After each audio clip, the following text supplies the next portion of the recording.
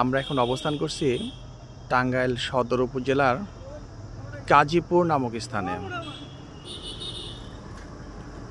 এখানে বর্ষার সময়ে পুরো এলাকাটি প্লাবিত হয়ে যায় এবং বর্ষার সময়ে অত্যন্ত মনোমুগ্ধকর একটি প্রাকৃতিক দৃশ্য এখানে পরিলক্ষিত হয়।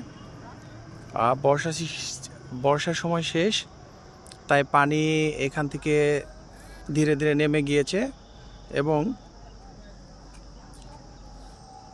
এই বাওরের চতুর্দিকে বিভিন্ন এরিয়াতে ধান এবং সরিষা এখানে চাষ হচ্ছে।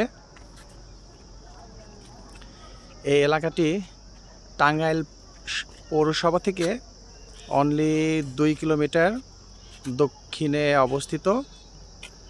আপনারা যে কেউ এখানে আসতে পারেন, এলাকার প্রাকৃতিক সৌন্দর্য উপভোগ করতে পারেন। ধন্যবাদ সবাইকে।